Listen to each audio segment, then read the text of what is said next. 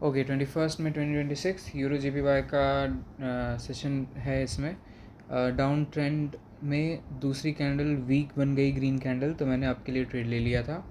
यहाँ मैंने इसलिए ऐसा किया क्योंकि यहाँ पर जो सेकंड ग्रीन कैंडल थी वो वीकनेस नहीं दिखा रही थी, एक्चुअली स्ट्रेंथ दिखा रही थी, जो कि इससे पता चलता है कि पीछे मॉर्निंग स्टार बन चुका है।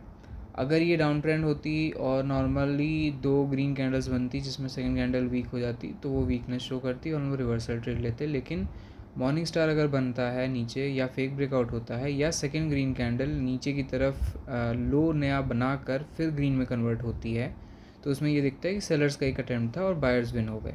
तो इवन दो ऐसे दिखता है कि साइज़ में ये छोटा हो गया है तो ये वीक हो गया है, बायर्स एग्जॉस्ट हो गए हैं, बट एक्चुअली में ये स्ट्रॉन्ग होते हैं और स्ट्रेंथ दिखाते हैं। क्यों? क्योंकि पीछे मॉर्निंग स्टार बना है।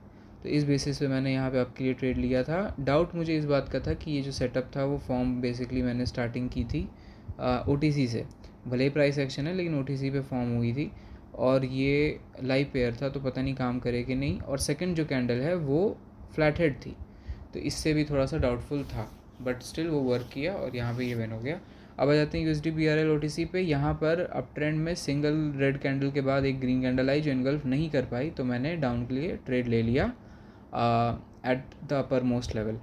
तो यहाँ पर सेटअप ये था कि अगर अप ट्रेंड में 2 रेड कैंडल्स आ जाती हैं तो वो एग्जॉशन शो करती है अगर दूसरी रेड कैंडल वीक हो जाए तो। लेकिन यहाँ पर सिंगल रेड कैंडल थी, उसके बाद अगली ग्रीन कैंडल उसको एनगल्फ नहीं कर पाई, तो इसका मतलब है कि सेलर्स अभी भी प्रेजेंट हैं। दूसरा डाउट ये था कि इस ग्रीन कैंडल ने, पिछले ग्रीन कैंडल ने एक नया हाई बना दिया था, तो नया हाई बनाने के बाद अगर बॉडी छोटी हो जाती तो उसको कहते हैं पोजीशन रिवीलिंग कैंडल, और उसका मतलब ये रहता है कि सेलर्स अभी भी ऊपर अवेलेबल हैं, तो जो बीच का स्पेस है वो फिर फिल किया जाता बाय बायर्स।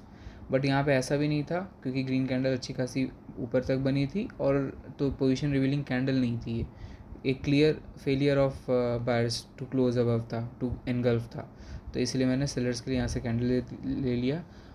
यहाँ पे स्केप्टिकल इस बात का था कि पीछे बहुत हैवी मोमेंटम था, तो ऐसा हो सकता था कि यहाँ पर एक ग्रीन कैंडल एक और बन जाए, फिर बाद में फेक ब्रेकआउट होके एक रेड कैंडल आके वापस से री एंट्री हो जाए। बट हाउएवर जो सेटअप था, जो प्राइस एक्शन था, वो वर्क कर गया और ये ट्रेड विन हो गया। सो या दैट्स इट।